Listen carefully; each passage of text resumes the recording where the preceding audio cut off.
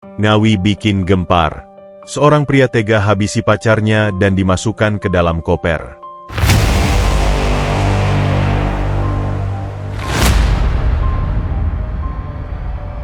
Pagi itu, Ngawi berbalut embun.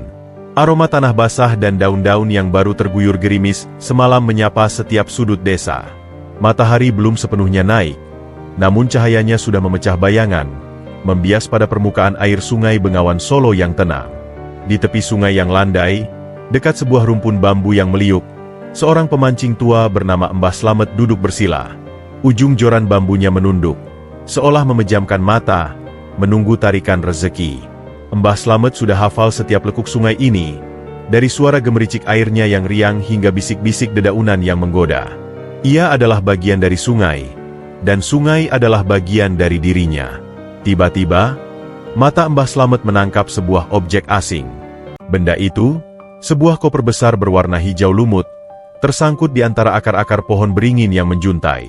Awalnya, Mbah Slamet mengira itu hanya tumpukan sampah biasa yang terbawa arus. Namun, bentuknya terlalu rapi. Koper itu tampak baru, tanpa lumut atau kotoran sungai yang biasa menempel. Rasa penasarannya mengalahkan naluri untuk tidak peduli. Ia mendekati koper itu, mengamati dari dekat. Dari celah-celah resletingnya yang sedikit terbuka, tercium aroma aneh yang menusuk hidung, seperti bau anyir bercampur wangi bunga melati yang layu. Walah, koper siapa ini? Gumamnya seraya mencoba menggeser koper itu dengan kakinya. Benda itu terasa berat, jauh lebih berat dari yang ia bayangkan. Mbah Slamet merasakan firasat buruk yang merayap di punggungnya. Ia kembali ke gubuk kecilnya, mengambil seutas tali, dan menarik koper itu ke daratan yang lebih kering. Dengan susah payah, ia menariknya hingga akhirnya koper itu sepenuhnya berada di atas tanah. Jantung Mbah Slamet berdegup kencang. Ia mencoba membuka resletingnya, namun koper itu terkunci rapat. Tak lama, beberapa warga yang kebetulan melintas, Bu Siti, pemilik warung, dan Pak Budi, ketua RT, melihat Mbah Slamet yang tampak panik. "Ada apa, Mbah?" tanya Pak Budi sambil menghampiri. "Koper ini aneh," jawab Mbah Slamet dengan suara bergetar. Penasaran, Pak Budi mencoba membuka koper itu. Ketika resletingnya berhasil dibuka sedikit, aroma anyir itu semakin pekat. Ketakutan terpancar jelas di wajah Pak Budi. Tanpa pikir panjang, ia dan Mbah Slamet sepakat untuk segera menghubungi polisi.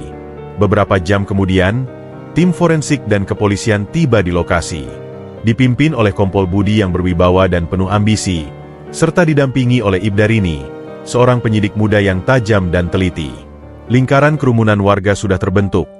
Bisik-bisik dan tatapan ketakutan memenuhi udara.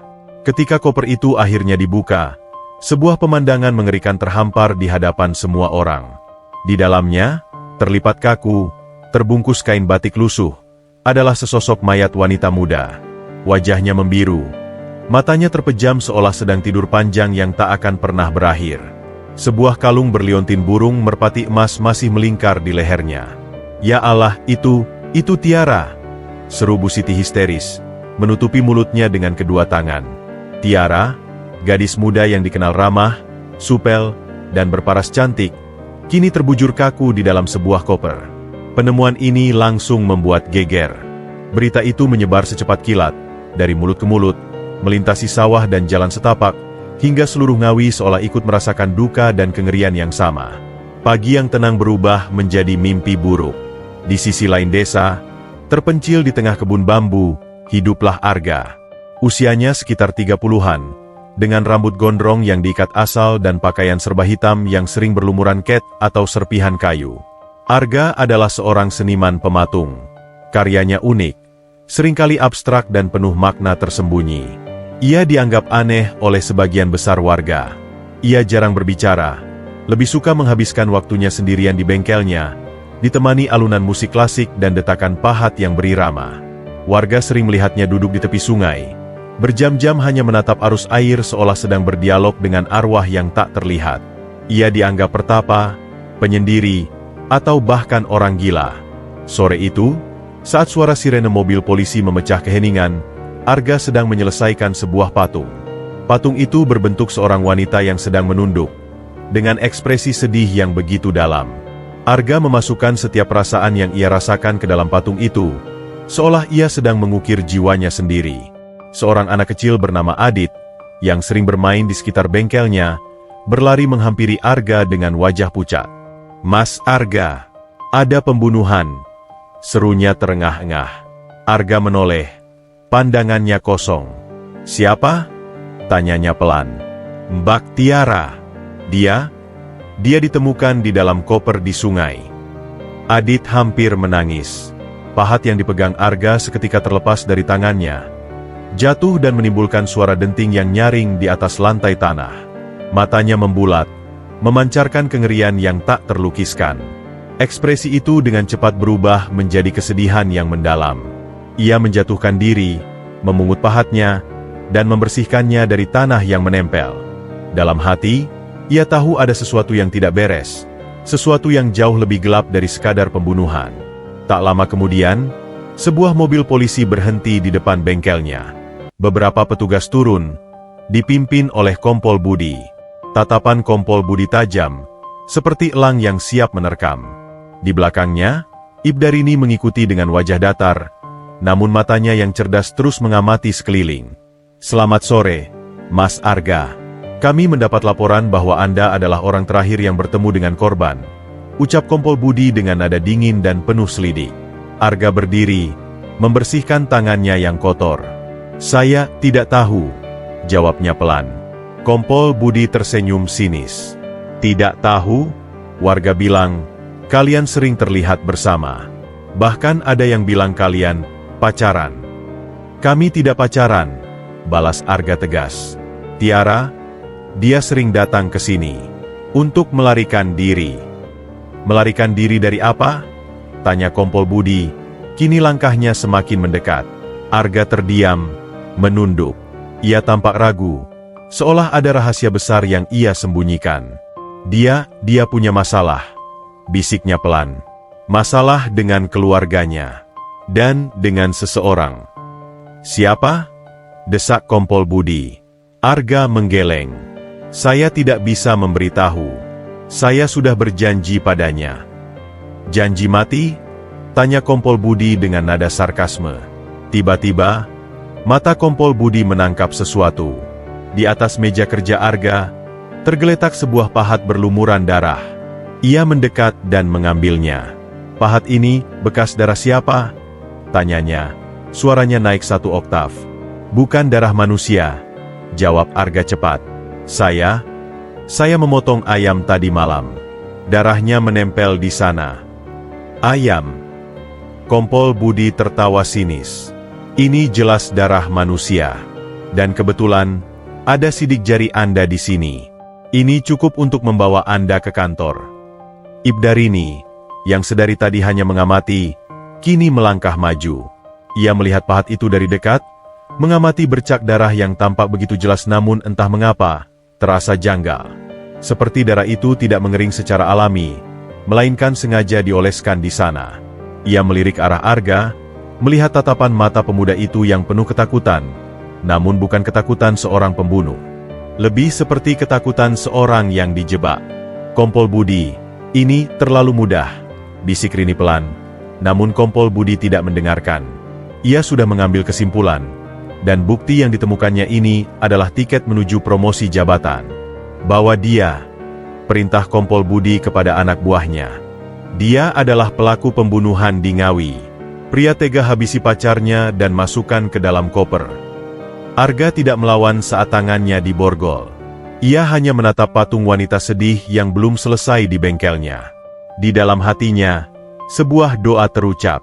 Sebuah doa untuk Tiara, dan untuk dirinya sendiri yang kini terjebak dalam pusaran masalah yang ia sama sekali tidak mengerti. Malam itu, Ngawi tidur dengan nyenyak, merasa bahwa monster yang mengancam sudah tertangkap. Namun, Arga tahu, cerita ini baru saja dimulai, dan kebenaran yang sebenarnya masih tersembunyi di balik tirai gelap. Arga dan Rini, dua sosok yang memiliki keyakinan yang berbeda, kini akan berhadapan dengan sebuah konspirasi yang jauh lebih besar dari sekadar pembunuhan. Dan semua ini bermula dari sebuah koper hijau lumut yang terombang-ambing di tepi sungai Bengawan Solo. Jeruji besi terasa dingin, menusuk hingga ke tulang. Di balik kekosongan itu, Arga duduk menyendiri, merenungi nasibnya yang berubah 180 derajat dalam sekejap. Pagi yang biasanya diisi dengan dentingan pahat dan aroma kayu cendana, kini digantikan oleh suara kunci yang beradu dan bau apek ruang tahanan. Kepalanya masih berputar, membayangkan wajah Tiara yang selalu penuh senyum. Sulit baginya untuk menerima kenyataan bahwa gadis itu sudah tiada, apalagi dituduh sebagai pembunuhnya. Ia tidak membunuh Tiara. Ia justru, rahasia itu kini menjadi beban yang teramat berat, menjeratnya dalam dilema yang tak berkesudahan. Kamu pikir kamu bisa diam saja? Suara Kompol Budi memecah keheningan, menggeser kursi di hadapan Arga dengan kasar. Kompol Budi duduk, tatapannya menusuk, seolah ingin mengupas setiap lapisan kebohongan yang ia duga ada di balik mata Arga. Semua bukti mengarah ke kamu. Pahat berlumuran darah, kesaksian warga, dan motif. Kamu cemburu, kan? Karena dia menolakmu. Arga mendongak. Matanya bertemu dengan mata Kompol Budi. Saya sudah bilang, kami tidak pacaran. Kami teman. Tiara datang ke sini bukan untuk saya, tapi untuk melarikan diri. Melarikan diri dari apa? Dari siapa? Desak Kompol Budi, nada suaranya semakin tinggi. Kalau kamu tidak mau bicara, kami akan buktikan sendiri. Kami akan panggil semua orang yang mengenal Tiara. Di luar ruang interogasi, Ibda Rini berdiri, mendengarkan percakapan itu dari balik pintu kaca. Firasatnya sejak awal tidak pernah salah. Kasus ini terasa terlalu sederhana. Semua bukti terlalu sempurna, seolah ada seseorang yang sengaja menata panggungnya. Ia sudah mengecek pahat itu. Ya, memang ada darah manusia. Tapi mengapa hanya sedikit? Darah itu tidak meresap ke dalam kayu, melainkan hanya menempel di permukaan, seolah dioleskan. Dan bagaimana mungkin seorang pembunuh profesional akan meninggalkan barang bukti sepenting itu di tempat terbuka? Naluri Rini berteriak, ini bukan pembunuhan biasa. Ini adalah jebakan yang dirancang dengan cerdas. Rini tahu, ia tidak bisa mengandalkan Kompol Budi. Atasannya itu terlalu terobsesi dengan pengakuan Arga dan promosi jabatan. Rini harus bergerak sendiri. Ia memutuskan untuk menemui orang-orang terdekat Tiara, menggali informasi yang mungkin terlewatkan. Pilihan pertamanya adalah Lia, sahabat karib Tiara yang tinggal tak jauh dari rumah duka. Lia, yang wajahnya masih sembab karena tangis, menerima Rini dengan tatapan lelah. Saya tidak tahu harus mulai dari mana, Bu, ucapnya lirih. Tiara itu, dia seperti malaikat. Tidak mungkin ada yang tega menyakitinya. Saya tahu, tapi setiap orang punya sisi lain yang tidak semua orang tahu, jawab Rini lembut, mencoba membangun kepercayaan. Apakah Tiara pernah cerita tentang masalahnya? Masalah yang membuatnya sering pergi ke bengkel Arga. Lia terdiam sejenak. Ia menghela napas panjang. Dia memang sering ke sana. Tapi bukan karena pacaran. Tiara bilang, Mas Arga itu satu-satunya orang yang mengerti perasaannya. Dia bisa jadi diri sendiri di sana. Tiara bilang, Mas Arga bukan orang aneh. Dia itu. Lia menggantungkan kalimatnya. Matanya berkaca-kaca. Dia itu orang yang terluka. Jadi dia bisa merasakan luka orang lain. Luka apa? Tanya Rini. Tiara bilang, Mas Arga pernah kehilangan seseorang yang sangat ia cintai, jawab Lia. Sejak saat itu, dia jadi menutup diri. Tiara merasa punya kesamaan. Karena dia juga. Lia terdiam, air matanya tumpah. Dia juga sering merasa tertekan di rumah. Bukan dari keluarganya, tapi dari ayahnya. Rini mengerutkan kening. Ayahnya?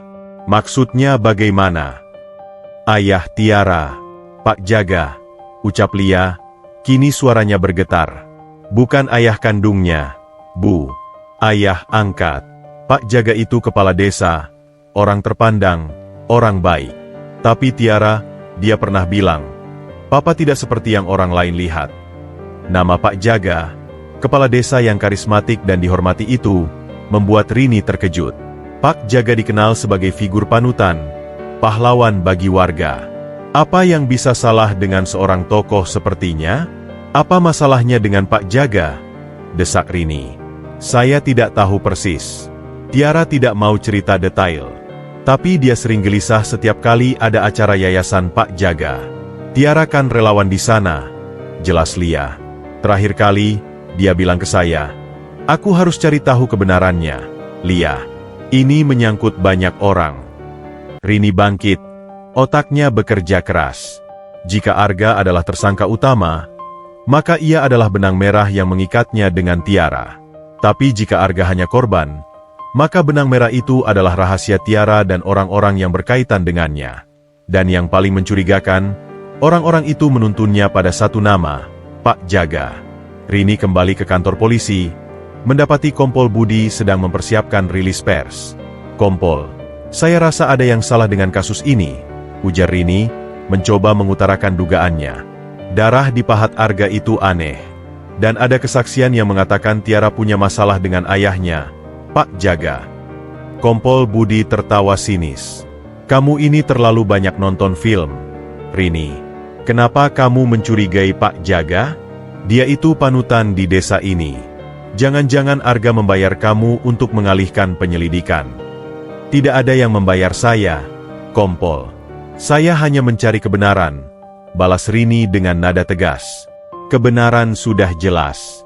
Arga itu orang aneh, penyendiri, dan dia berpacaran dengan korban. Semua orang juga tahu. Jangan buang-buang waktu dengan omong kosong." Kompol Budi menepuk pundak Rini. "Dengar, Rini. Kita tangkap Arga, selesaikan kasus ini, dan kita berdua akan naik pangkat. Itu namanya kerja cerdas, bukan kerja keras." Rini hanya bisa menelan kekecewaan. Ia tahu, ia harus melanjutkan penyelidikan ini sendirian.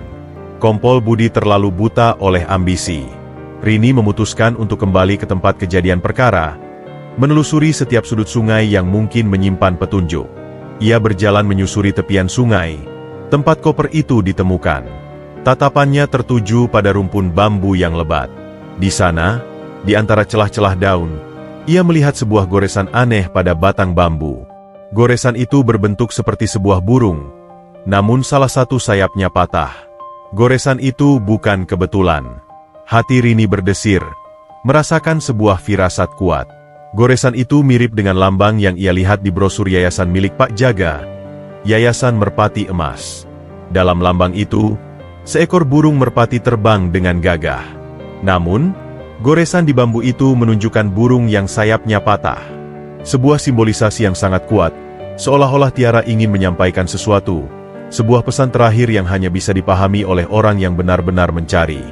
Dengan penemuan ini, teka-teki itu mulai membentuk sebuah gambaran utuh. Arga bukanlah pelakunya. Ia adalah orang yang tahu, yang menyimpan rahasia Tiara. Pahat yang berlumuran darah itu hanyalah pengalihan. Dan pelakunya adalah seseorang yang begitu cerdik, begitu kuat, dan begitu dihormati sehingga tidak ada yang berani mencurigainya. Ya, semua petunjuk ini mengarah pada satu nama, Pak Jaga, kepala desa yang dikenal sebagai Sang Malaikat. Tapi apa motifnya? Dan bagaimana ia bisa menempatkan semua bukti itu dengan begitu sempurna? Rini merasakan beban yang luar biasa di pundaknya. Ia tidak hanya melawan seorang kriminal, tetapi juga melawan pandangan masyarakat yang sudah terlanjur menghakimi, melawan rekan-rekan kerjanya yang tidak percaya, dan melawan seorang tokoh yang dianggap pahlawan. Ia harus berhati-hati, setiap langkahnya harus cermat. Karena jika ia salah, bukan hanya Arga yang akan menderita, tetapi kebenaran itu sendiri akan terkubur selamanya, di bawah aliran air sungai Bengawan Solo yang tenang namun penuh rahasia. Malam itu, Ngawi diselimuti kabut tebal, seolah alam pun turut berduka dan menyembunyikan rahasia. Di dalam ruang tahanan yang dingin, Arga meringkuk. Pikiran Arga berkecamuk, bagai badai yang mengamuk di lautan. Ia bukan hanya berhadapan dengan tuduhan palsu, tapi juga bayang-bayang Tiara yang terus menghantuinya. Tiara, yang ia kenal sebagai gadis periang namun penuh beban, kini menjadi teka-teki yang harus ia pecahkan dari balik jeruji. Ia ingat betul percakapan terakhir mereka, di mana Tiara datang ke bengkelnya dengan wajah penuh ketakutan. "Gah, tolongin aku," bisik Tiara saat itu, matanya berkaca-kaca. Aku menemukan sesuatu yang seharusnya tidak aku lihat. Sesuatu yang sangat kotor. Arga, yang sedang sibuk memahat, meletakkan pahatnya. Sesuatu apa?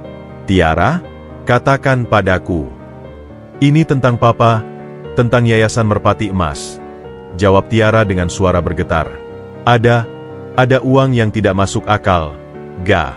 Dan itu bukan hanya soal uang. Tiara tidak sempat menjelaskan lebih jauh. Ia hanya meminta Arga untuk menyimpan sebuah buku sketsa miliknya. Aku merasa ada yang mengawasiku.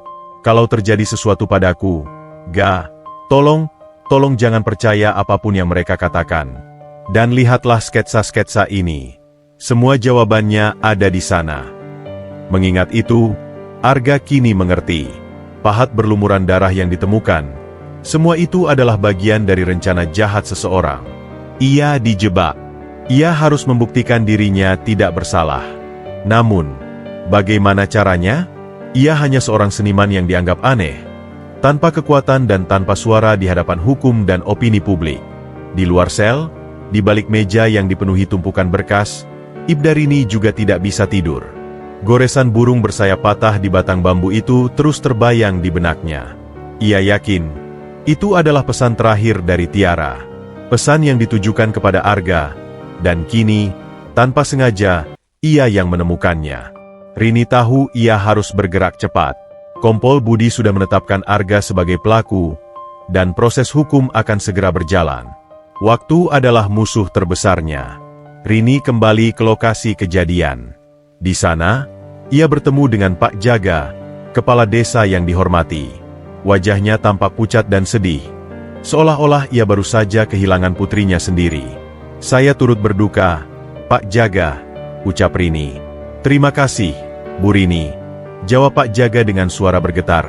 Ia menatap ke arah sungai dengan mata nanar. Tiara itu anak yang baik. Saya tidak menyangka ada orang sekeji itu di desa kita. Pak Jaga, saya mau bertanya. Rini memberanikan diri. Apakah Tiara pernah bercerita soal masalahnya di yayasan? Pak Jaga tersentak. Namun dengan cepat ia menguasai diri. Masalah apa, Bu? Tiara itu anak yang rajin dan tidak pernah mengeluh. Di yayasan, semuanya berjalan baik. Saya mendapat informasi dari temannya. Katanya Tiara merasa ada kejanggalan dengan keuangan yayasan. Apakah itu benar? Rini menatapnya lekat-lekat, mencoba membaca ekspresi Pak Jaga. Pak Jaga tertawa kecil, namun tawa itu terdengar hampa. Ah, anak-anak muda ini memang suka berimajinasi. Mungkin dia salah paham. Semua laporan keuangan kami transparan. Kok, kalau ibu mau, saya bisa tunjukkan. Tawarannya itu terasa terlalu sempurna, terlalu cepat. Rini tahu, ia tidak bisa mempercayai apa yang dikatakan Pak Jaga. Ia harus mencari bukti yang lebih kuat, bukti yang tidak bisa dimanipulasi. Rini kemudian pergi ke bengkel Arga, yang kini sudah diberi garis polisi. Ia mengabaikan Kompol Budi yang berteriak-teriak melarangnya. Ini TKP, Rini, jangan campur tangan, teriak Kompol Budi. Saya hanya ingin memastikan, Kompol, balas Rini tanpa menoleh. Ia mencari buku sketsa yang Tiara berikan kepada Arga. Setelah mencari selama beberapa menit, ia menemukannya. Buku itu disembunyikan di balik tumpukan patung-patung yang belum selesai. Di halaman pertama, ada sebuah sketsa wajah Tiara yang sedang tersenyum. Namun, di baliknya, ada gambar lain yang membuat Rini terkejut. Itu adalah sketsa lambang Yayasan Merpati Emas. Tetapi di bawahnya, ada coretan-coretan acak dan beberapa angka yang ditulis tergesa-gesa, 16-17-2025. Angka itu tidak masuk akal. Rini mengambil foto sketsa itu, lalu bergegas kembali ke kantor. Ia tidak bisa membawa buku itu, karena itu adalah barang bukti yang bisa menjebak Arga lebih dalam. Sementara itu, Kompol Budi mengadakan konferensi pers. Di hadapan para wartawan, ia dengan bangga mengumumkan keberhasilan timnya. Hari ini, kami dengan bangga mengumumkan bahwa kasus pembunuhan yang menggemparkan Ngawi telah terpecahkan, kata Kompol Budi dengan suara lantang. Tersangka utama, Arga, seorang seniman pematung, telah kami tangkap. Motifnya adalah karena ia cemburu, dan bukti-bukti, termasuk alat pembunuh yang berlumuran darah, telah kami temukan di bengkelnya. Kamera-kamera berkedip, sorotan media mengarah kepadanya. Kompol Budi tersenyum penuh kemenangan. Di balik layar, di ruang tahanan yang gelap, Arga mendengar berita itu dari radio kecil yang dibawakan oleh seorang polisi. Hatinya mencelos. Dunia seolah runtuh di atas kepalanya. Ia tahu, dengan pengumuman itu, ia akan dijatuhi hukuman oleh opini publik sebelum sempat membela diri. Sudah dengar, kan? Sindir seorang polisi di depan sel Arga. Mending kamu mengaku saja, biar cepat selesai. Kamu tidak punya harapan lagi. Arga tidak menjawab. Ia hanya menatap kosong ke dinding. Ia tahu, ia harus berjuang. Bukan hanya untuk dirinya sendiri, tetapi juga untuk Tiara, untuk kebenaran yang terkubur. Di sisi lain, Ibda Rini berada di kantornya, mencoba memecahkan teka-teki dari buku sketsa Tiara. Ia melihat lagi coretan angka-angka itu. 16-17-2025 itu bukan tanggal. Itu terlalu aneh. Tanggal 16 bulan 17? Tidak mungkin. Lalu, apa artinya? Tiba-tiba, sebuah ide melintas di kepalanya. Rini mengambil peta digital Ngawi dan mencoba menghubungkan angka-angka itu dengan koordinat geografis. 16, 17, dan 20, 25. Ia memasukkan angka itu. Layar komputernya menampilkan sebuah titik merah yang berkedip. Titik itu berada di luar desa, jauh dari permukiman, di sebuah area terpencil yang disebut Bukit Mati, bekas tambang yang sudah tidak terpakai dan diakini angker oleh warga setempat. Kenapa Tiara menandai tempat ini? Gumam Rini. Ia kemudian melihat kembali lambang Yayasan Merpati Emas yang diukir di brosur. Sebuah burung merpati, simbol kedamaian. Lalu ia teringat sketsa Tiara, burung bersayap patah. Tiara ingin bilang, yayasan ini tidak seindah kelihatannya. Ada yang rusak, ada yang tidak benar. Rini memutuskan untuk pergi ke bukit itu sendirian.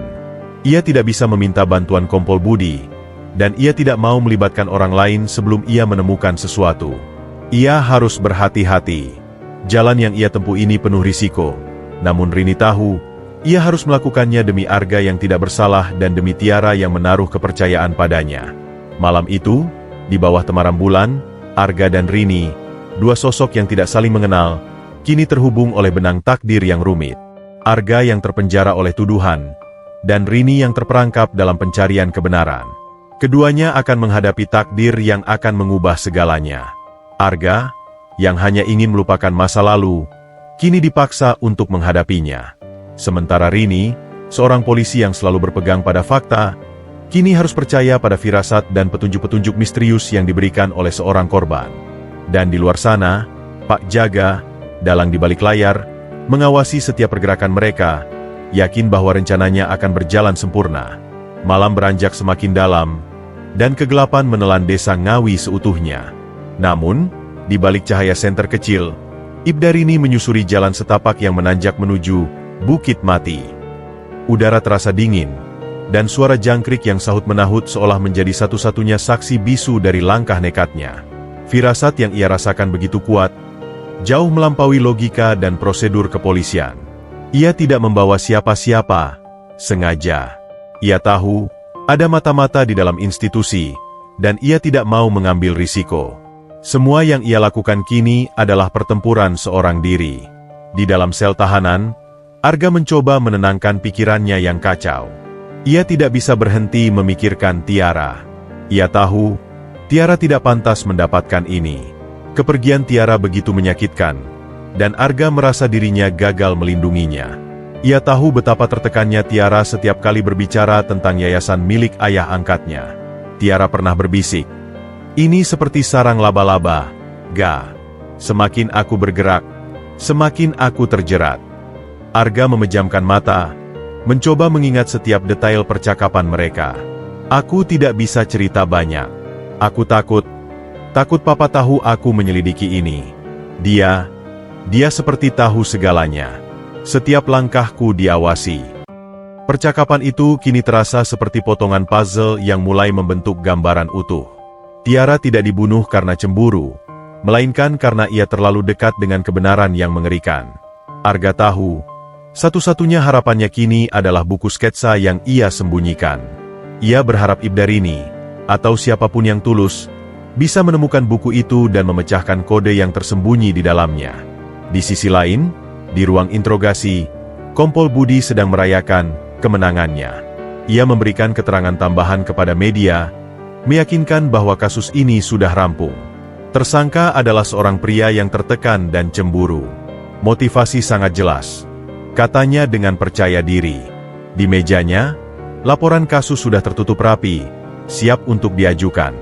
Namun, di dalam lubuk hatinya, Kompol Budi merasakan sedikit kegelisahan. Sikap Ibda Rini yang mencurigai Pak Jaga terus mengganggunya. Ia menepisnya sebagai kecurigaan yang tidak beralasan, tapi ia tidak bisa menyingkirkan bayangan wajah Arga yang tampak begitu pasrah, bukan wajah seorang pembunuh. Ia mencoba menghubungi Rini, namun ponsel Rini tidak aktif. Kompol Budi mengerutkan kening. Kemana perginya anak itu? Kembali ke Bukit Mati. Rini akhirnya sampai. Tempat itu sepi. Hanya ada tiang-tiang kayu yang sudah lapuk dan sisa-sisa alat berat yang ditinggalkan. Udara dingin di puncak bukit terasa menusuk. Namun Rini tak peduli. Ia mengarahkan senternya ke segala arah, mencari petunjuk. Tiba-tiba, ia melihat sebuah gubuk tua yang tampak sudah lama ditinggalkan. Dindingnya terbuat dari anyaman bambu, dan atapnya sudah banyak yang bolong. Ia masuk ke dalam, dan bau tanah basah serta debu menyambutnya. Di salah satu sudut gubuk, ia melihat sebuah tumpukan kardus yang tertutup terpal. Ia membuka terpal itu, dan yang ia temukan membuat jantungnya berdegup kencang. Di dalam kardus itu, terdapat beberapa koper berwarna hijau lumut, persis seperti koper yang digunakan untuk menampung mayat Tiara. Di sebelahnya, ada beberapa botol cairan kimia, sarung tangan, dan yang paling mengejutkan, sebuah setelan jas mahal yang kotor. Rini mengambil jas itu, dan di saku dalamnya, ia menemukan sebuah kartu nama. Namanya adalah Pak Jaga. Kartu itu juga berlumuran tanah dan bau aneh. Rini tahu, ini adalah bukti yang tak terbantahkan. Tempat ini adalah markas rahasia Pak Jaga. Tempat ia menyimpan semua proyek kotornya. Ia teringat akan goresan di bambu di tepi sungai, yang ia yakini sebagai pesan terakhir Tiara.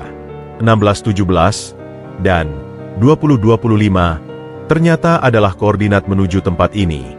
Tiara sudah tahu tentang rahasia ini, dan ia berusaha mengungkapnya. Ketika Rini hendak keluar, ia mendengar suara derap langkah kaki. Ia segera mematikan senternya dan bersembunyi di balik tumpukan kardus. Pintu gubuk terbuka, dan dua orang pria masuk. Rini menahan napas. Salah satu dari mereka adalah Pak Jaga.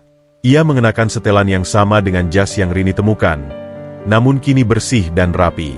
Pria lain, yang tidak Rini kenali, mengikuti di belakangnya. "Apakah sudah aman, Jaga?" tanya pria itu dengan suara serak. "Sangat aman, Basuki," jawab Pak Jaga. "Polisi sudah menangkap orang bodoh itu. Tidak ada yang akan curiga pada kita." Rini terkejut. Pak Jaga berbicara dengan begitu santai, seolah pembunuhan yang ia lakukan hanyalah urusan bisnis biasa. Hati Rini bergejolak, marah dan jijik pada saat yang sama. "Aku tidak menyangka, bocah itu bisa menyelinap ke sana dan menemukan semua ini," gumam Pak Jaga sambil menunjuk tumpukan kardus. "Tapi untungnya, kita sudah menempatkan bukti palsu. Pahat milik si Arga itu, dan koper yang kita taruh di sungai. Semua orang bodoh itu akan mempercayainya." Rini diam-diam merekam percakapan mereka dengan ponselnya. Jantungnya berdebar kencang. Ia tahu ia sedang mempertaruhkan nyawanya. "Lalu, bagaimana dengan yang lainnya, Jaga? Apakah mereka sudah siap?" tanya Basuki. "Tentu saja. Minggu depan, kita akan mengirim koper-koper ini ke Surabaya. Barang-barang ini sangat mahal," jawab Pak Jaga dengan seringai lebar. "Tidak ada yang akan tahu kalau aku menggunakan yayasan amal untuk bisnis haram ini. Siapa yang akan curiga pada seorang kepala desa yang dermawan?" Rini merasakan mual. Barang-barang yang mereka maksud adalah organ manusia. Tiara bukan hanya mengetahui penyelewengan dana, tetapi juga praktik perdagangan organ yang keji di balik yayasan amal. Ia dibunuh bukan karena masalah sepele, Tetapi karena ia menemukan rahasia yang mengancam jaringan kriminal besar, Rini akhirnya mengerti mengapa darah di pahat itu hanya sedikit. Itu hanya alat pengalihan yang cerdik. Dan mengapa Arga yang dijebak? Karena Arga adalah orang terdekat Tiara yang tidak tahu menahu soal rahasia ini, membuatnya menjadi kambing hitam yang sempurna. Rini sadar, ia harus segera keluar dari sana. Ia mundur perlahan, mencoba tidak membuat suara sedikit pun. Ia mendengar Pak Jaga tertawa, tawa seorang iblis yang bersembunyi di balik topeng malaikat. Arga itu orang aneh, semua orang tahu. Tapi, bodohnya dia menyimpan buku sketsa yang ditinggalkan Tiara. Aku harus mengambil buku itu. Itu satu-satunya bukti yang bisa menghubungkanku dengan Tiara. Jantung Rini terasa berhenti. Ia sudah memotret isi buku itu, tetapi buku fisiknya masih di tangan kepolisian. Dan Kompol Budi, atasannya sendiri, adalah orang yang paling bersemangat untuk menutup kasus ini. Rini menyadari, ia tidak hanya berhadapan dengan Pak Jaga, tetapi juga dengan sistem yang korup. Ia berhasil keluar dari gubuk itu tanpa ketahuan. Begitu ia sampai di mobilnya, ia segera mengemudi dengan kecepatan penuh. Ia harus kembali ke kantor. Ia harus menemukan Kompol Budi dan menunjukkan rekaman yang ia miliki. Ia tidak bisa lagi menunda. Taruhannya bukan lagi hanya tentang kebenaran, tetapi tentang nyawa Arga dan mungkin juga nyawanya sendiri. Sementara itu, di dalam sel, Arga merasakan sebuah harapan yang samar.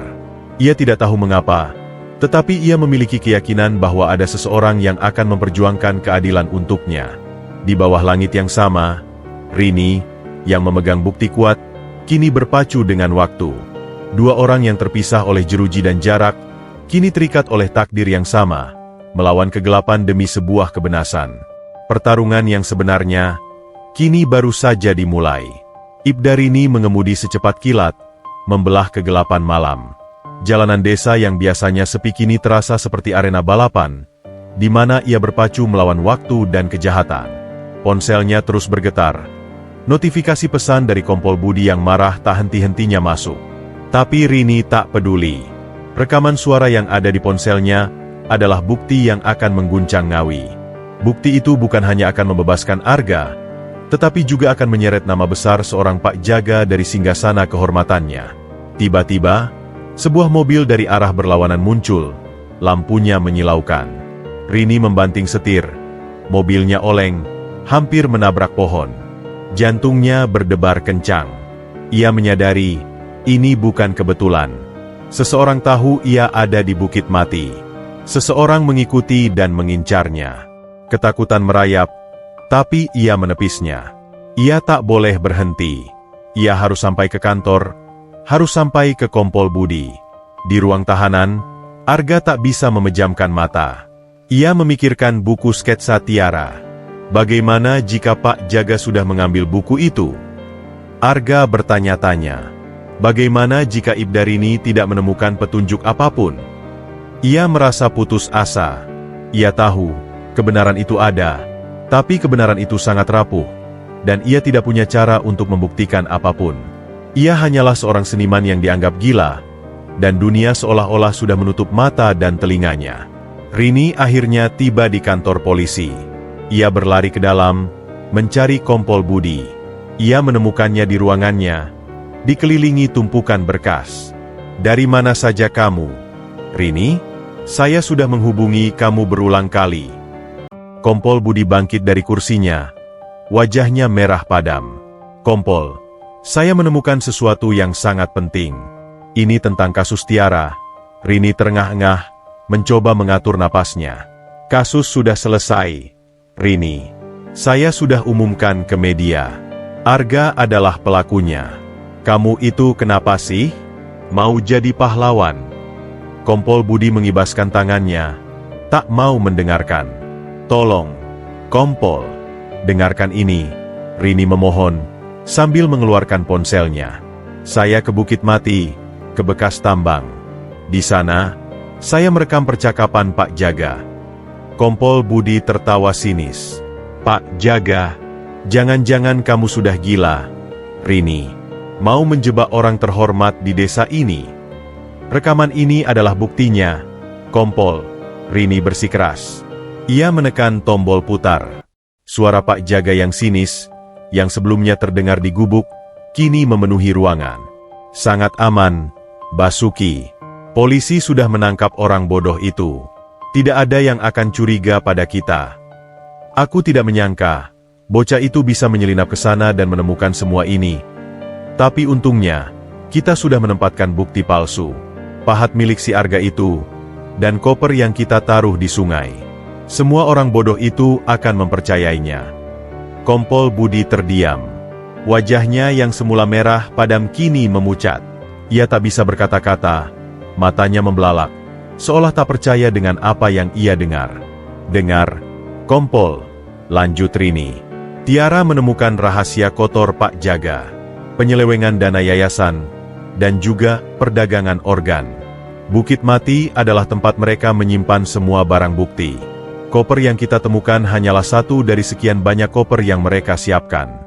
Pak Jagalah pelakunya, Kompol, bukan Arga. Kompol Budi menjatuhkan diri kembali ke kursinya. Wajahnya kehabisan darah. Ia tidak percaya. Pak Jaga, kepala desa yang ia kagumi, yang selalu memberikan donasi untuk kantor polisi, yang terlihat begitu baik dan dermawan, ternyata adalah seorang monster. Tidak mungkin. Gumam Kompol Budi, suaranya bergetar. Tidak mungkin. Pikirkan lagi, Kompol, desak Rini. Kenapa darah di pahat itu hanya sedikit? Kenapa barang bukti itu diletakkan di tempat yang begitu mencolok? Itu semua adalah jebakan yang cerdik. Pak Jaga mengincar Arga, karena Arga adalah orang yang dipercaya Tiara. Arga hanyalah kambing hitam yang sempurna. Dan semua bukti yang kita temukan, itu semua palsu. Kompol Budi memejamkan mata. Otaknya bekerja keras, menyusun ulang semua fakta yang selama ini ia yakini. Ia teringat percakapannya dengan Arga. Tatapan mata Arga yang penuh ketakutan tapi juga kejujuran. Ia teringat sikap Pak Jaga yang terlalu tenang. Dan kini, ia mendengar suara Pak Jaga sendiri yang mengakui semuanya. Ia menyadari, ia tidak hanya salah, tapi ia hampir saja menjebloskan orang yang tidak bersalah ke dalam penjara seumur hidup. Rini, kita harus bertindak cepat, kata Kompol Budi. Kini nada suaranya berubah drastis. Ia tidak lagi sombong, melainkan penuh penyesalan. Kita harus menangkap Pak Jaga. Sekarang juga. Tunggu, Kompol. Rini menghentikan Kompol Budi yang hendak berdiri. Kita tidak bisa terburu-buru. Pak Jaga tidak bekerja sendiri. Dia punya kaki tangan. Dan dia juga tahu tentang buku sketsa yang ditinggalkan Tiara. Buku itu ada di ruang barang bukti kita. Kalau dia sudah mengambilnya.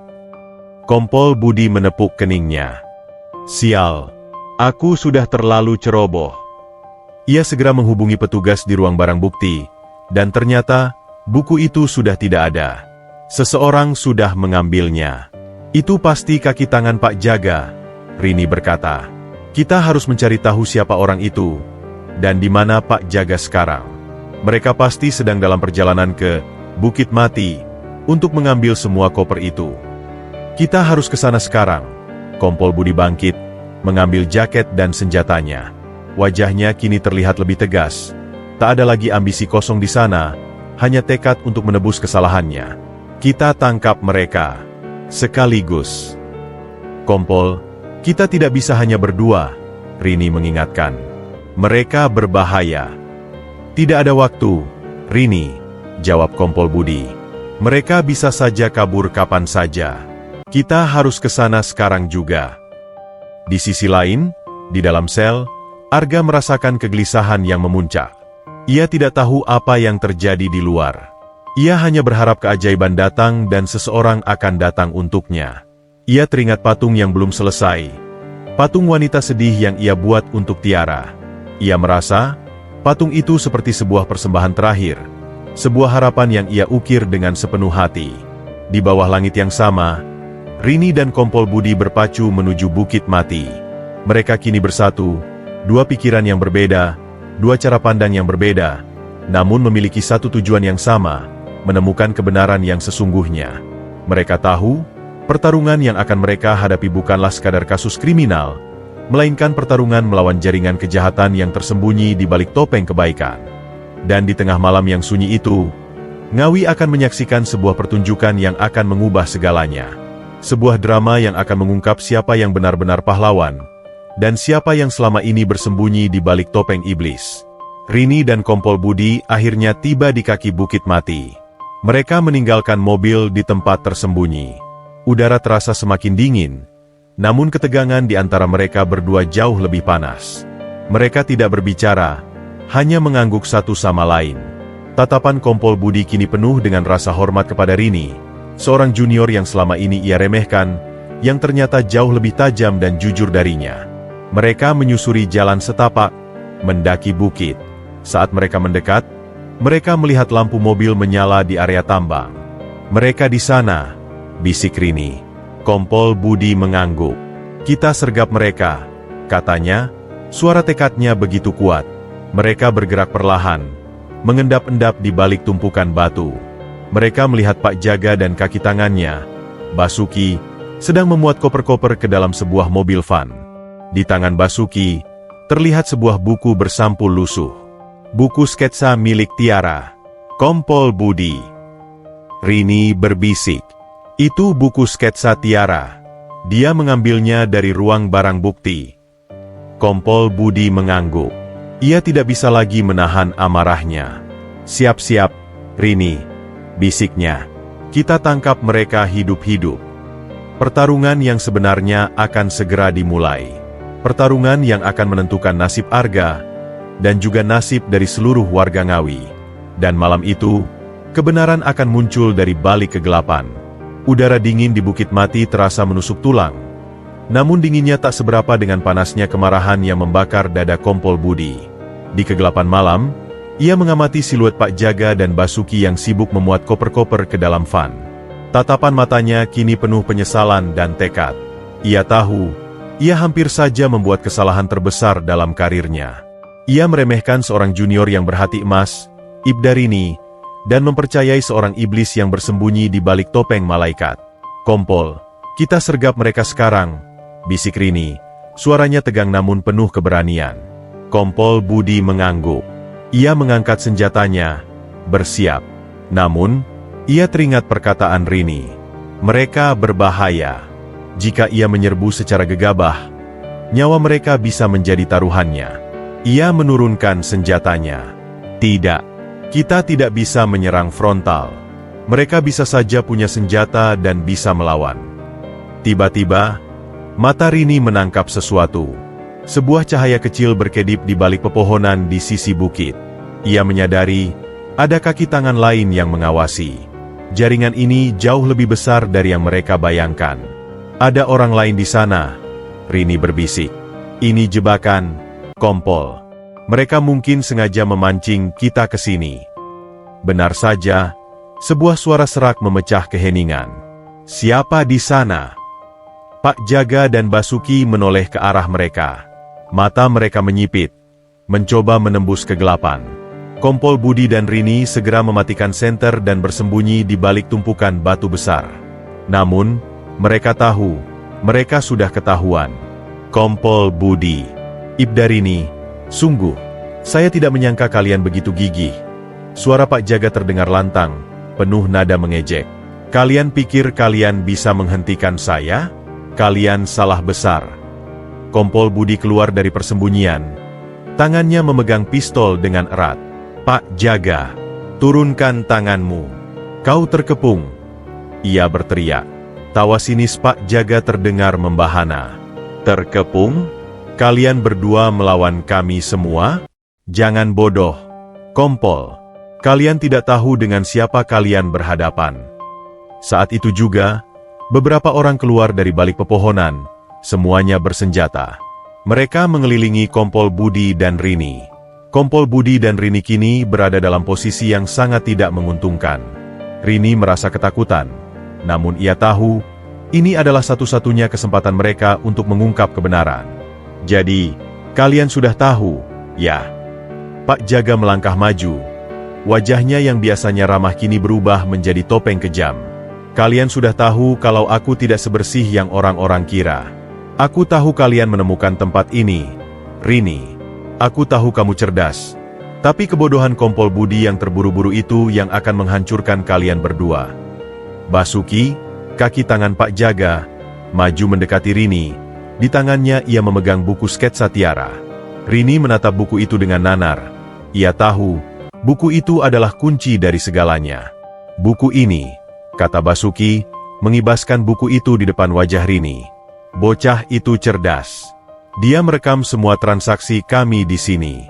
Dia pikir, dengan sketsa bodohnya itu, dia bisa menghentikan kami? Bodoh. Dia tidak bodoh. Kalian yang bodoh. Rini membentak. Suaranya bergetar karena amarah. Kalian pikir kalian bisa lolos? Kebenaran akan selalu menemukan jalannya. Kebenaran akan terkubur. Rini, sama seperti mayatnya. Jawab Pak Jaga dengan seringai. Semua orang sudah percaya Arga adalah pelakunya. Dengan kalian berdua menghilang di sini, kasus ini akan benar-benar selesai. Dan tidak ada yang akan curiga. Siapa yang akan curiga pada seorang kepala desa yang sedang berduka? Kompol Budi menembak ke udara. Hentikan omong kosong ini. Jaga, kau sudah terkepung. Kami sudah menghubungi bala bantuan, teriaknya, berharap bisa menakuti mereka. Namun, Pak Jaga hanya tertawa. Bala bantuan? Hah, telepon kalian sudah tidak ada sinyal di sini. Dan jalanan sudah kami blokir. Kalian sendirian. Dan kalian akan mati sendirian. Tiba-tiba, suasana tegang itu berubah menjadi kekacauan. Beberapa orang lain keluar dari balik semak-semak, bukan orang-orang Pak Jaga, melainkan warga desa yang dipimpin oleh Mbah Slamet dan Pak RT. Mereka membawa obor dan senjata seadanya, seperti parang dan pentungan. Kami tidak bodoh, Pak Jaga, teriak Pak RT. Kami tahu ada yang tidak beres. Kami mengikuti Rini dari jauh. Semua warga sudah tahu kalau Arga itu tidak bersalah. Apa-apaan ini? Pak Jaga tampak terkejut. Wajahnya pucat. Rencananya tidak berjalan sesuai skenario. Kami sudah muak dengan kebohonganmu, Pak Jaga, seru Mbah Slamet, tatapannya penuh amarah. Di tengah kekacauan itu, Rini melihat kesempatan. Ia segera berlari menuju Basuki, mencoba merebut buku sketsa itu. Basuki yang terkejut mencoba melarikan diri, namun Rini berhasil menjatuhkannya dan merebut buku itu. Sementara itu, Kompol Budi berteriak, Pak Jaga, kau sudah tidak punya jalan keluar. Menyerah sekarang, atau kami akan menembak. Pak Jaga yang merasa terpojok, mengeluarkan pistolnya dan menembak ke arah Kompol Budi. Namun, Kompol Budi yang sudah antisipasi berhasil menghindar, dan tembakan itu justru mengenai salah satu kaki tangan Pak Jaga. Pertarungan pun pecah. Warga desa yang marah menyerbu para kaki tangan Pak Jaga. Di tengah kekacauan itu, Pak Jaga berhasil melarikan diri ke dalam hutan. Rini dan Kompol Budi, dengan dukungan warga, berhasil melumpuhkan semua kaki tangan Pak Jaga. Basuki, yang terluka, tidak bisa melarikan diri. Rini dengan cepat memborgolnya. Kompol Budi, dengan wajah penuh amarah, mendekati Basuki. Katakan di mana Pak Jaga sekarang? Ia membentak. Basuki hanya tertawa sinis. Kau pikir dia akan sebodoh itu? Dia sudah tahu dia tidak akan bisa lolos. Dia akan bunuh diri di danau. Rini dan Kompol Budi saling bertatapan. Danau di balik hutan itu adalah tempat yang sama di mana Arga suka memahat. Tanpa menunggu lama, mereka berlari ke sana, meninggalkan para warga yang mengurus para penjahat yang sudah dilumpuhkan. Ketika mereka tiba di danau, mereka melihat Pak Jaga berdiri di tepi danau, menatap pantulan dirinya di air yang tenang. Di tangannya, ia memegang pistol yang sama. Pak Jaga, jangan bodoh. Menyerahlah, teriak Kompol Budi. Pak Jaga tersenyum sinis. Menyerah? Aku tidak akan membiarkan kalian memenjarakanku. Aku adalah orang terhormat. Aku akan mati sebagai pahlawan, bukan penjahat. Kau tidak akan mati sebagai pahlawan, Pak Jaga. Kau akan mati sebagai iblis, teriak Kompol Budi. Pak Jaga melirik mereka berdua, lalu menembak dirinya sendiri. Suara tembakan itu memecah keheningan malam, bergema di seluruh bukit, dan tubuh Pak Jaga terjatuh ke dalam danau, tenggelam ke dalam kegelapan yang tak berujung. Kompol Budi dan Rini terdiam. Mereka berhasil, namun dengan harga yang mahal. Mereka tidak bisa membawanya ke pengadilan. Namun, mereka tahu, kebenaran sudah terungkap. Bukti yang mereka miliki, dan kesaksian Basuki, sudah cukup untuk menjerat semua kaki tangan Pak Jaga. Dan bagi Pak Jaga, kematian adalah hukuman yang setimpal. Kematian di danau, tempat yang sama di mana Arga menemukan ketenangan, tempat yang sama di mana ia mengukir patung-patung yang penuh makna. Dan kini, tempat itu menjadi saksi bisu dari kematian seorang iblis berwajah malaikat. Di balik jeruji, Arga merasakan sebuah kelegaan yang aneh. Ia tidak tahu apa yang terjadi, namun ia merasakan bahwa kebenaran telah berpihak padanya. Ia memejamkan mata, memikirkan Tiara. Ia tahu, perjuangannya tidak sia-sia. Dan kini, ia tahu, sebuah babak baru dalam hidupnya akan segera dimulai. Babak di mana ia akan kembali menemukan kedamaian, dan kembali kepada pahatnya, untuk mengukir sebuah patung baru, patung kebenaran yang tak akan pernah bisa terkubur. Dini hari itu, Ngawi diselimuti ketenangan yang mencekam. Namun, di dalam kantor polisi, suasana terasa seperti badai yang baru saja reda. Kompol Budi dan Ibdarini duduk berhadapan. Wajah mereka lelah namun lega. Di hadapan mereka, Basuki, kaki tangan Pak Jaga, tertunduk lesu. Semua bukti yang ditemukan di Bukit Mati, koper-koper kosong, sisa-sisa cairan kimia, dan yang paling penting, buku sketsa milik Tiara, menjadi saksi bisu dari kejahatan keji yang dilakukan oleh Pak Jaga. Basuki, sekarang kau sudah tidak punya pilihan lain, kata Kompol Budi. Suaranya kini kembali berwibawa, namun diwarnai oleh nada penyesalan yang mendalam. Pak Jaga sudah mati.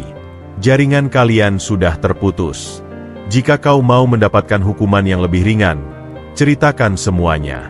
Apa yang sebenarnya terjadi dengan Tiara? Basuki mengangkat kepalanya. Matanya merah. Ia tahu, ia sudah kalah. Ia menelan ludah, dan mulai menceritakan semua yang ia tahu. Kami tidak bermaksud membunuhnya. Dia tahu terlalu banyak. Pak Jaga panik. Basuki menceritakan bagaimana Tiara, sebagai relawan yayasan, tanpa sengaja menemukan data-data transaksi mencurigakan di komputer kantor. Ia bukan hanya menemukan penyelewengan dana, tetapi juga daftar nama dan alamat yang tidak masuk akal. Tiara, yang memiliki rasa ingin tahu tinggi, menelusuri nama-nama itu dan menyadari bahwa mereka semua adalah pasien-pasien yang baru saja menjalani transplantasi organ. Dia tahu kami menjual organ-organ ilegal. Dia bahkan sempat mengambil beberapa sampel darah dan dokumen dari klinik yang kami gunakan. Dia adalah ancaman terbesar bagi Pak Jaga, cerita Basuki, suaranya bergetar. Malam itu, Pak Jaga mengundang Tiara ke rumah, seolah-olah ingin membicarakan masalah yayasan. Tapi itu semua jebakan. Ketika Tiara tiba, kami sudah siap. Kami mencoba membungkamnya, tapi dia melawan. Dia melawan seperti singa yang terluka. Ia sempat melarikan diri, tapi Pak Jaga berhasil mencegatnya. Apa yang terjadi setelah itu? Tanya Rini, suaranya tercekat. Kami mencekik lehernya, kata Basuki, air mata mulai menggenang di matanya. Pak Jaga yang melakukannya. Dia sangat marah. Setelah itu, kami memasukkannya ke dalam koper, dan membuangnya di sungai. Tapi Pak Jaga ingin mengalihkan perhatian. Jadi ia menghubungi Arga.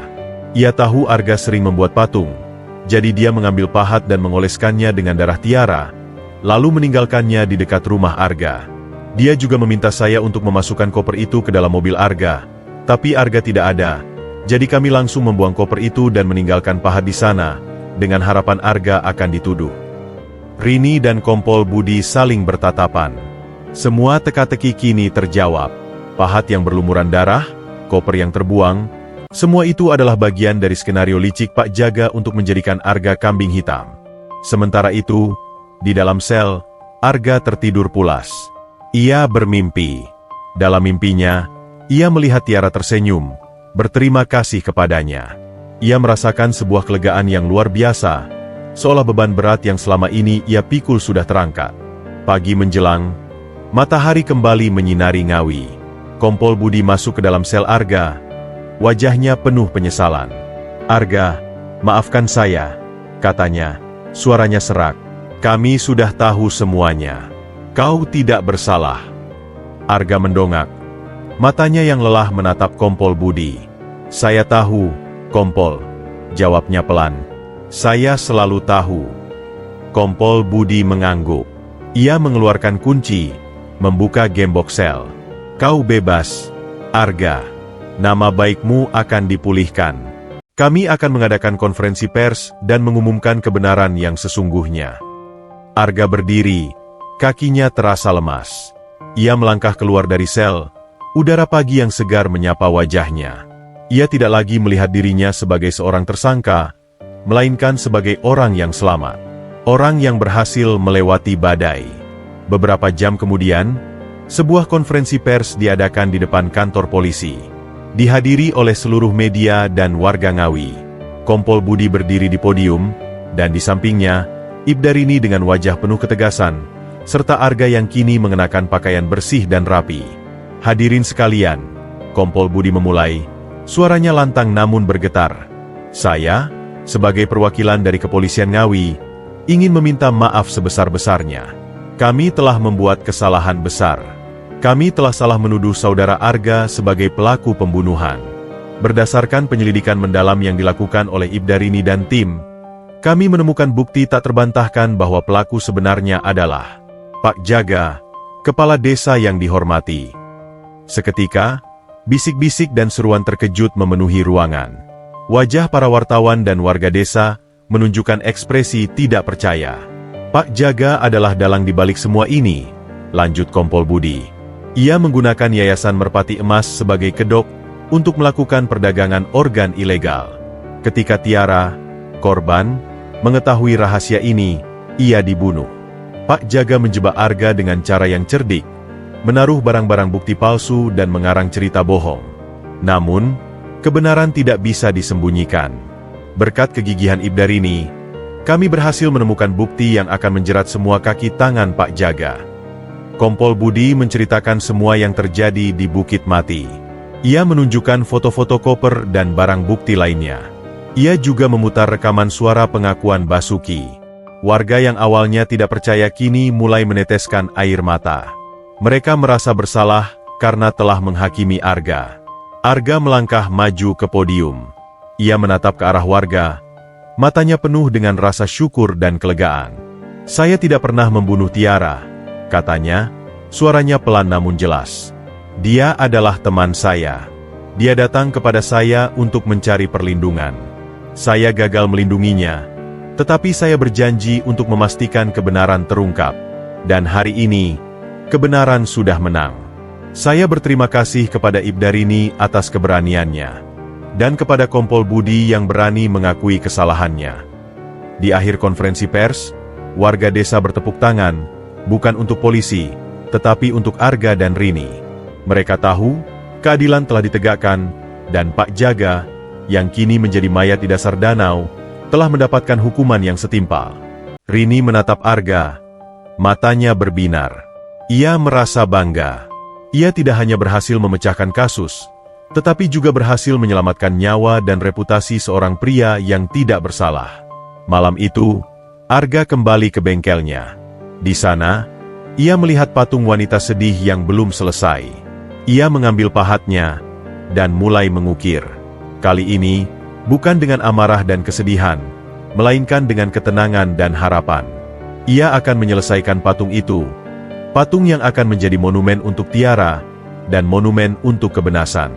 Dan ia tahu, babak baru dalam hidupnya akan dimulai.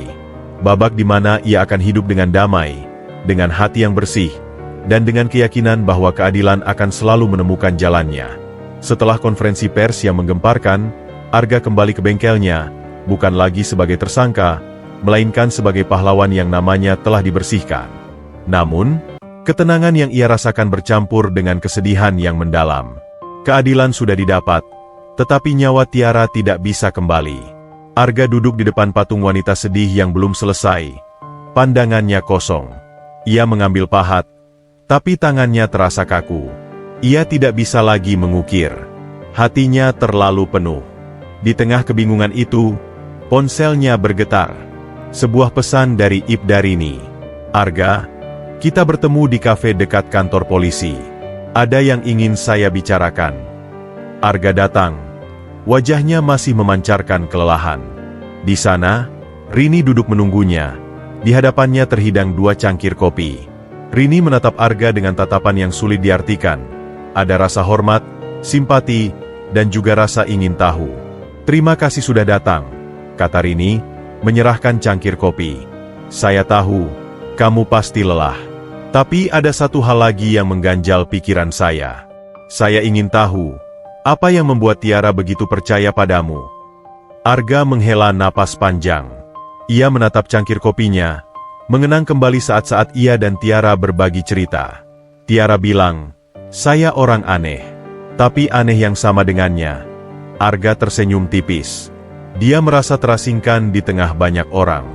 "Begitu juga saya." "Apa maksudnya?" tanya Rini.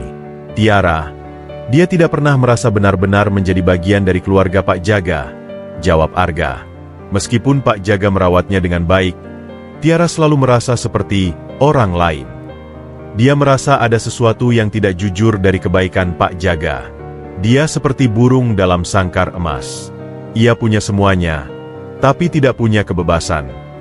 Rini terdiam, mendengarkan dengan seksama. Tapi mengapa ia merasa begitu? Tiara tidak bisa menemukan cinta sejati di antara orang-orang yang mengelilinginya. Ia selalu merasa bahwa ada motif tersembunyi di balik semua kebaikan mereka. Dan dia benar, kata Arga, menatap Rini. Ia menemukan bahwa Pak Jaga bukan hanya memperlakukannya dengan baik, tetapi juga menggunakannya sebagai kedok. Seorang kepala desa yang berhati mulia, yang mengadopsi anak yatim piatu, itu adalah citra yang sempurna untuk menutupi kejahatan yang ia lakukan. "Jadi, Tiara adalah bagian dari skenario besarnya?" tanya Rini. Suaranya tercekat. Arga mengangguk. "Ya, Pak Jaga ingin terlihat seperti pahlawan, dan Tiara adalah bukti dari kebaikannya. Dia menuruti semua keinginan Pak Jaga. Tapi jauh di lubuk hatinya, dia merasa kosong. Dia datang ke saya, bukan karena cinta, tetapi karena ia merasa saya bisa memahaminya. Saya juga kehilangan orang yang saya cintai. Saya juga orang yang merasa terasingkan." "Apa yang terjadi pada orang yang kamu cintai?" Rini bertanya, dengan hati-hati. Arga terdiam sejenak. Matanya berkaca-kaca. "Kakak saya, dia meninggal saat kami kecil. Dia sakit, dan orang tua kami tidak punya uang untuk membawanya ke rumah sakit. Sampai sekarang saya masih menyalahkan diri sendiri. Makanya, saya jadi orang yang tertutup. Saya menemukan ketenangan dengan memahat. Mengukir patung-patung yang penuh dengan kesedihan, kemarahan, dan rasa sakit. Tiara, dia datang ke bengkel saya, dan dia melihat patung-patung itu. Dia bilang, 'Mas, saya tahu rasanya. Rasanya sakit, kan? Merasa sendirian, di tengah banyak orang.' Arga melanjutkan, 'Sejak saat itu, kami menjadi teman. Dia bercerita tentang kehidupannya, tentang Pak Jaga, tentang yayasan. Dia tahu saya tidak akan menghakiminya. Jadi, dia menemukan buku sketsa itu saat ia datang ke bengkelmu?' tanya Rini, menyatukan kepingan puzzle yang hilang. 'Ya,' dia bilang, 'Mas, aku punya rahasia yang tidak bisa aku ceritakan pada siapapun. Tapi aku akan menuliskannya di sini. Kalau suatu saat aku menghilang, buku ini akan bercerita tentang semuanya.' Itu sebabnya dia tidak menuliskan nama Pak Jaga dengan jelas, melainkan simbol-simbol." Rini bertanya, "Betul. Dia tidak ingin ada orang yang tahu. Dia takut Pak Jaga mengawasi. Dan, ia benar. Mengapa dia tidak langsung melapor ke polisi? Dia tidak percaya pada siapapun. Dia berpikir semua orang yang berada di dekat Pak Jaga sudah terpengaruh. Dia sangat ketakutan, Rini. Dia bilang, 'Aku seperti burung dalam sangkar, dan sangkar itu adalah yayasan, dan penjaganya adalah Papa. Aku tidak tahu harus percaya pada siapa.' Rini terdiam. Ia memandangi Arga, yang kini tidak lagi tampak seperti seorang seniman aneh. Ia tampak seperti seorang pria yang rapuh, yang telah melalui penderitaan yang tak terbayangkan. Arga bukan hanya korban dari tuduhan palsu, tetapi juga korban dari sebuah tragedi. Ia bukan hanya dijebak, tetapi ia juga menjadi saksi bisu dari penderitaan seorang gadis yang mencari kebebasan. Rini teringat bagaimana Kompol Budi begitu yakin bahwa Arga adalah pelakunya. Dia adalah seorang seniman, penyendiri, dan sering terlihat dengan korban. Itu motif yang jelas, Kompol Budi pernah berkata. Rini kini menyadari betapa dangkalnya pandangan itu. Arga bukan pembunuh, melainkan sebuah jiwa yang terluka, yang menemukan kesamaan rasa sakit dengan Tiara. Dan di tengah kesamaan itulah, Tiara menemukan sebuah tempat yang aman. Sebuah tempat yang tidak dihiasi dengan topeng. Setelah ini, apa yang akan kamu lakukan? Tanya Rini. Arga menatapnya. Matanya kini memancarkan secercah harapan. Saya akan melanjutkan hidup. Saya akan kembali memahat. Tapi kali ini, saya tidak akan memahat patung yang penuh dengan kesedihan. Saya akan memahat patung yang penuh dengan harapan. Dan saya akan mengukir sebuah patung untuk Tiara. Patung seorang wanita yang bebas, yang akhirnya menemukan kedamaian. Baguslah, kata Rini, tersenyum tulus. Kamu pantas mendapatkannya. Rini tahu, kasus ini akan menjadi pengingat baginya. Pengingat bahwa kebenaran tidak selalu hitam dan putih. Bahwa di balik setiap topeng, ada sisi lain yang tersembunyi. Bahwa di balik setiap tuduhan, ada cerita yang lebih dalam. Dan bahwa di balik setiap kejahatan, ada manusia yang penuh dengan luka. Kisah ini bukan hanya tentang kejahatan dan keadilan, tetapi juga tentang kepercayaan, pengorbanan, dan menemukan kedamaian di tengah kekacauan. Di sisi lain, di ruang tahanan, Basuki duduk termenung. Ia tidak bisa melupakan tatapan mata Rini dan Kompol Budi. Tatapan yang tidak hanya penuh amarah, tetapi juga penuh dengan pertanyaan. Ia tidak tahu mengapa ia menceritakan semuanya. Mungkin karena ia lelah bersembunyi. Mungkin karena ia ingin menebus dosanya. Ia tahu, kematian Pak Jaga tidak akan menghentikan keadilan. Karena ia akan menjadi saksi yang akan menjerat semua anggota jaringan mereka, satu persatu.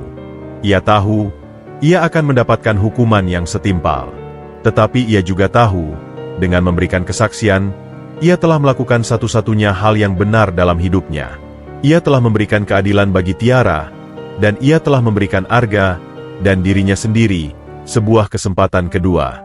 Matahari pagi menyinari bengkel Arga, menerobos celah-celah dedaunan bambu dan menyentuh patung wanita sedih yang belum selesai. Pahat yang selama ini terasa kaku, kini terasa ringan di genggaman Arga. Ia teringat kembali percakapannya dengan Ibdarini di kafe, dan cerita yang ia bagikan. Arga kini tahu, kebenaran tidak hanya membebaskannya dari tuduhan, tetapi juga membebaskannya dari belenggu masa lalu. Ia tidak lagi merasa bersalah atas kematian kakaknya. Ia tidak lagi merasa sendirian. Ia tahu, di dunia ini, ada jiwa-jiwa lain yang memiliki luka yang sama, dan ada orang-orang seperti Rini yang berani memperjuangkan kebenaran. Arga mulai memahat. Setiap goresan yang ia ukir kini bukan lagi sebuah tangisan, melainkan sebuah doa. Sebuah doa untuk Tiara, untuk kebebasan yang tidak ia dapatkan di dunia ini, dan sebuah doa untuk dirinya sendiri, untuk masa depan yang lebih cerah. Patung wanita sedih itu kini perlahan-lahan berubah. Bibirnya yang semula tertutup rapat, kini melengkung sedikit, membentuk senyuman tipis. Tangannya yang semula mengepal, kini terbuka, seolah siap untuk menerima cahaya. Di kantor polisi, Kompol Budi memimpin timnya, dibantu oleh keterangan Basuki, untuk membongkar seluruh jaringan kriminal yang dipimpin oleh Pak Jaga.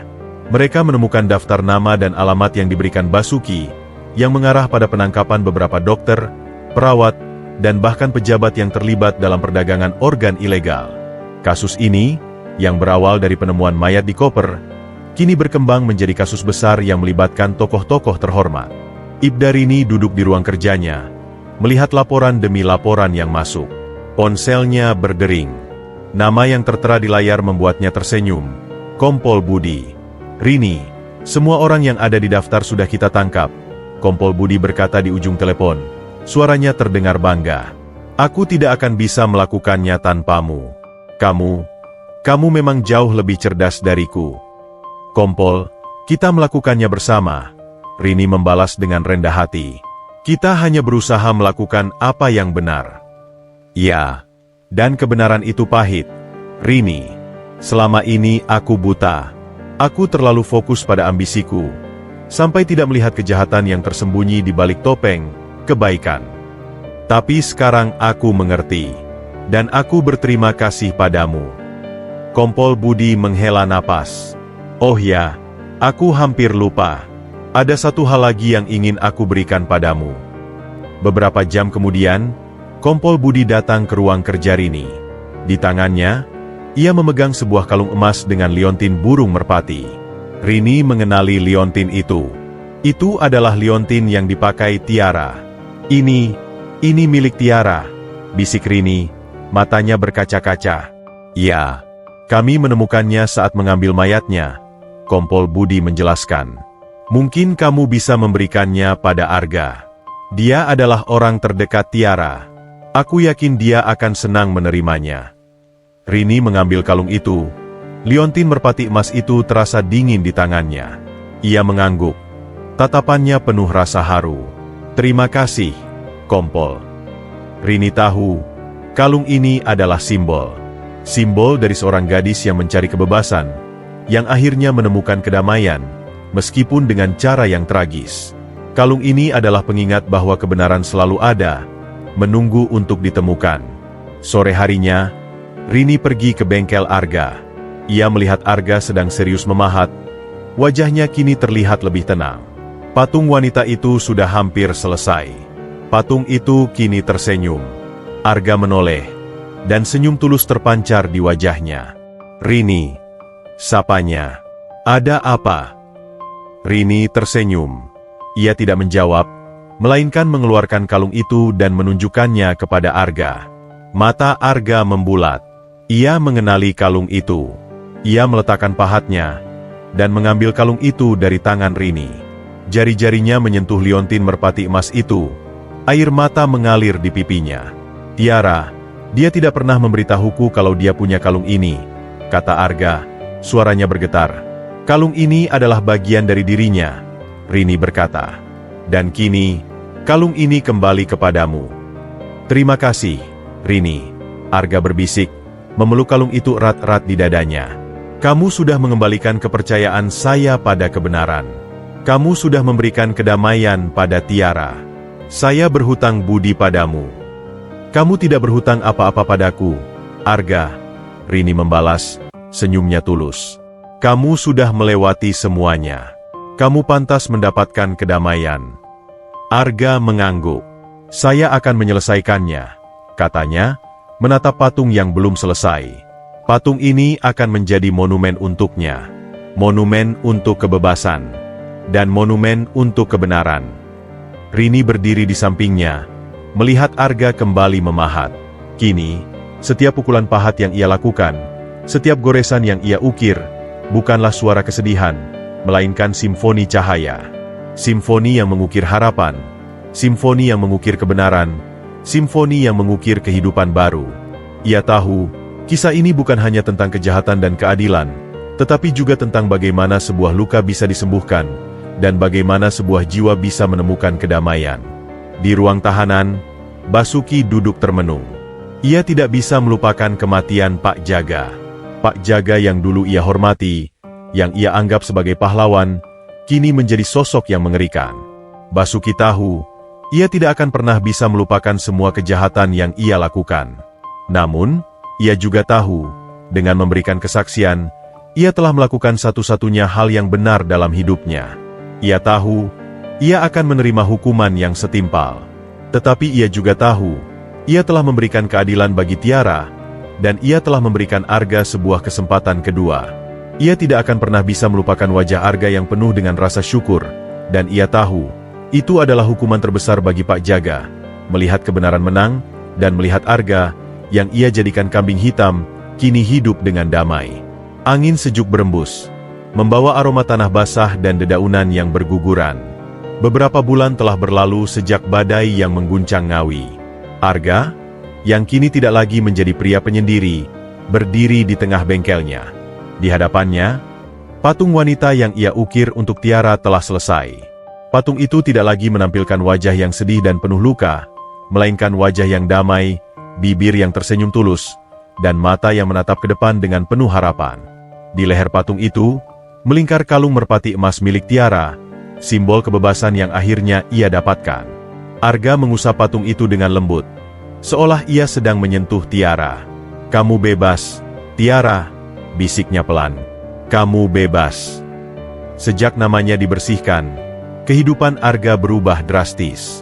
Warga desa yang tadinya mencurigainya, kini datang untuk meminta maaf. Mereka tidak lagi melihatnya sebagai pria aneh, melainkan sebagai seorang seniman yang berhati mulia, yang rela mempertaruhkan nyawanya demi kebenaran. Arga tidak lagi menolak interaksi sosial. Ia mulai menerima kunjungan, bahkan mengajari anak-anak desa memahat. Bengkelnya, yang dulu sunyi, kini penuh dengan tawa dan obrolan. Di sisi lain, Ibdarini juga mengalami perubahan besar. Ia tidak lagi menjadi penyidik muda yang diremehkan. Keberanian dan ketajamannya dalam kasus ini membuatnya mendapatkan pengakuan. Ia dipromosikan, dan kini bekerja di divisi yang lebih besar. Namun ia tidak pernah melupakan kasus Tiara. Kasus itu menjadi pengingat baginya, bahwa keadilan tidak selalu datang dengan mudah, dan terkadang ia harus berani melawan arus. Suatu sore, Rini datang mengunjungi Arga. Ia melihat patung Tiara yang sudah selesai, dan ia tidak bisa menahan senyumnya. "Patung itu indah, Arga," katanya. "Tiara pasti akan sangat bangga." "Saya mencoba mengukir kebahagiaan yang ia cari," jawab Arga. "Kebaikan yang ia tidak pernah dapatkan." "Apa yang akan kamu lakukan dengan patung itu?" tanya Rini. "Saya akan meletakkannya di tepi sungai, di tempat ia ditemukan," kata Arga. "Sebagai monumen untuknya, agar semua orang tahu, kebaikan tidak selalu datang dari wajah yang ramah, dan kejahatan tidak selalu datang dari wajah yang aneh." Rini mengangguk setuju. Ia duduk di sebuah kursi kayu, memandangi Arga yang kini tampak begitu damai. "Kompol Budi juga berubah," kata Rini. "Ia kini jauh lebih jujur. Ia tidak lagi terobsesi dengan jabatan. Ia bilang, kasus ini adalah pelajaran terbesar dalam hidupnya." "Saya senang mendengarnya," jawab Arga. Ia berani mengakui kesalahannya. Itu adalah hal yang langka. Arga dan Rini terdiam. Mereka tidak perlu banyak bicara. Ada pemahaman yang dalam di antara mereka berdua. Mereka adalah dua orang yang datang dari dunia yang berbeda, namun dipersatukan oleh sebuah tragedi. Tragedi yang membawa mereka pada sebuah pencarian kebenaran. Dan pencarian itu tidak hanya membebaskan Arga, tetapi juga membebaskan mereka berdua dari pandangan hidup yang sempit. Sementara itu, di dalam penjara, Basuki duduk sendiri di dalam selnya. Ia divonis dengan hukuman yang setimpal. Ia tidak bisa melupakan saat-saat terakhirnya dengan Pak Jaga. Pak Jaga, yang ia lihat sebagai sosok yang penuh kuasa dan berwibawa, kini hanyalah sebuah nama yang dilupakan. Kematian Pak Jaga, yang memilih untuk bunuh diri daripada menghadapi konsekuensi perbuatannya, adalah akhir yang tragis bagi seorang yang terlalu terobsesi dengan kekuasaan. Ia tidak bisa menerima kekalahan, gumam Basuki. Ia tidak bisa menerima bahwa Arga, seorang seniman yang ia remehkan, yang akan menjadi pahlawan. Dan ia tidak bisa menerima bahwa Rini, seorang junior yang ia anggap bodoh, yang akan membongkar semua rahasia yang ia sembunyikan. Basuki tahu, bagi Pak Jaga, kematian di danau adalah pelarian. Namun, bagi Basuki, hidup di penjara adalah hukuman yang sesungguhnya.